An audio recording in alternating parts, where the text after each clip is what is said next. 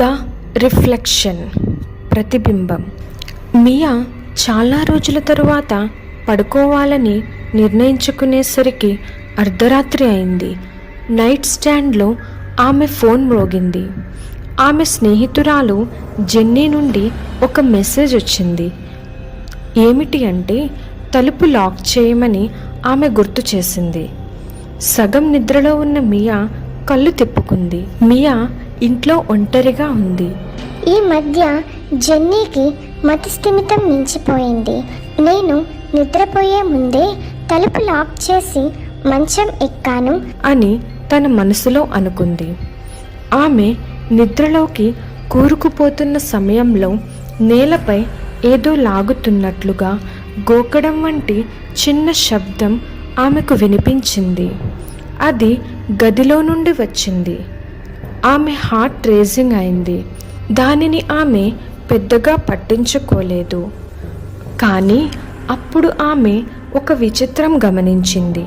హాలులో అద్దం మసక వెలుతురులో ఆమె వెనుక నిలబడి ఉన్న ఒక బొమ్మను స్పష్టంగా ప్రతిబింబిస్తుంది. కానీ మియా తిరిగేసరికి గది ఖాళీగా ఉంది. ప్రతిబింబం కదలలేదు మరియు ఆమె కూడా కదలలేదు. ఘనీభవించి ఆమె నెమ్మదిగా అద్దం నుండి వెనక్కి తిరిగింది. కానీ ప్రతిబింబంలోని బొమ్మ ఒక్క అడుగు ముందుకు వేసింది. ఆ బొమ్మ నవ్వింది. అప్పుడే మియాకి గుర్తొచ్చింది ఆమె వెనుక తలుపు తాళం వేయలేదు అని.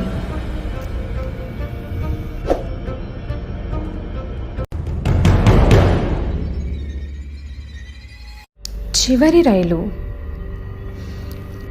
అవ ఇంటికి చివరి రైలు ఎక్కేసరికి అర్ధరాత్రి దాటింది. రైలులో ఒక్క ప్రయాణికుడు తప్ప రైలు మొత్తం ఖాళీగా ఉంది. ఆ రైలులో ఒక ప్రయాణికుడు అంటే ఒక వృద్ధుడు చివరిలో కూర్చొని కిటికీ నుండి బయటకు చూస్తున్నాడు. రైలు చీకటి గ్రామీణ ప్రాంతాల గుండా దూసుకుపోయింది మరియు అవ నిద్రపోవడం ప్రారంభించింది.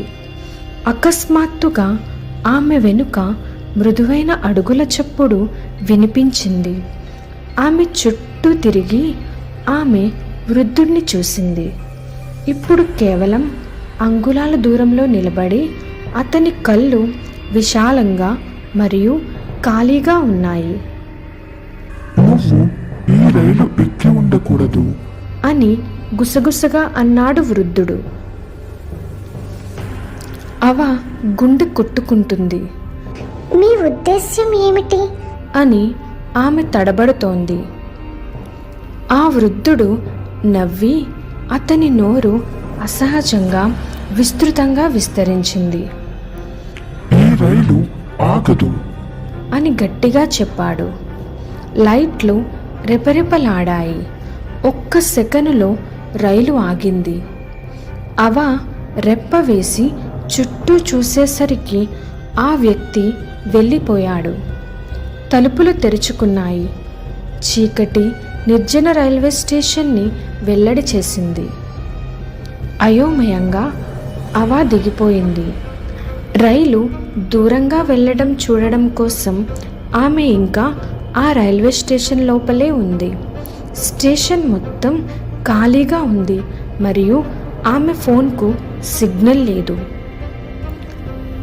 అదే ఆఖరిసారిగా అవాని చూడడం.